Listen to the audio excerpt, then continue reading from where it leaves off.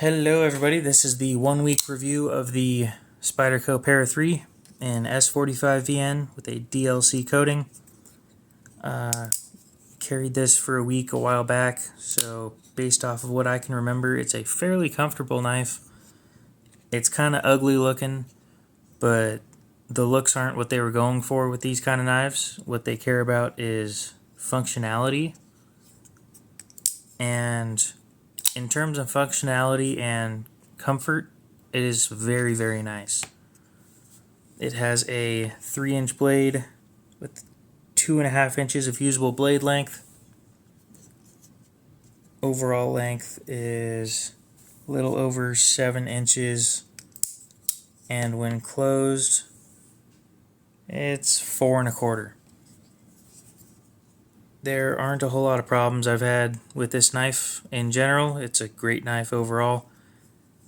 It's hard to fit it in your pocket with a phone next to it, because I carry my phone in my right pocket, my knife in my right pocket, wallet and keys in the left pocket, and a second knife in the left pocket when I feel like it. This thing is, when it's closed, it's 1.5 inches wide, and that 1.5 inches makes it sit next to your phone really weird, or it sits there and overlaps your phone and it's uncomfortable, which is why I don't carry it very much, and I never really did.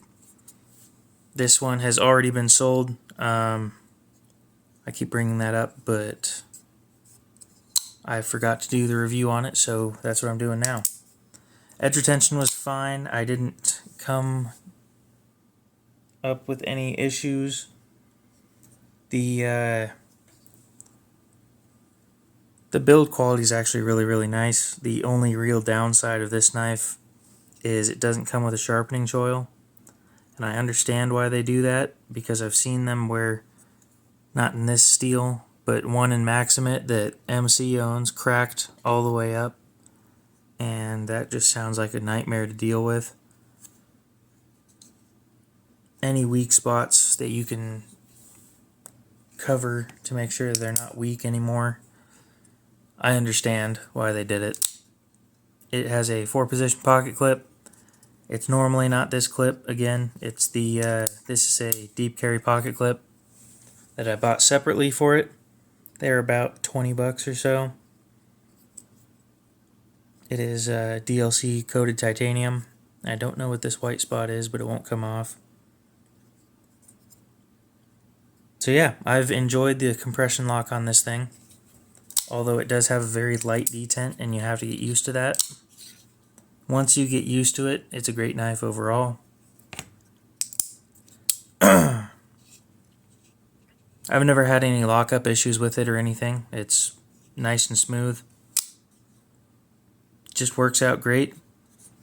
Cleaning it can be a little bit of a hassle, as the DLC doesn't like to come completely clean. It likes to let stuff stick to it, and it feels kind of smooth, but it has a rough texture.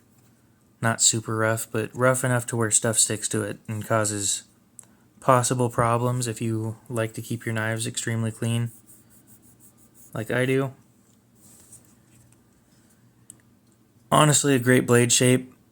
I just didn't do a whole lot with this thing, so I don't have a whole lot more to say about it. It treated me well for the time that I used it. And yeah, hopefully you guys enjoyed the video. I'd probably recommend this knife. It's hard to say I recommend it for the price that you can get it at now. When I bought it, it was $184. Right now it's about $197.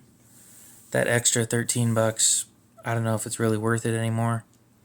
There are other versions that you can get, and if you plan on ever doing one of them titanium scale versions, just go for the lightweight, because you're just going to replace the whole thing anyway. You don't need to spend the extra $30 or $40 to get G10 when you're just going to replace the G10 with titanium. That's what my plan was, but I never ended up doing it. So yeah, it was going to be a DLC Lotus scales from Flytanium with DLC coated titanium hardware and DLC titanium backspacer.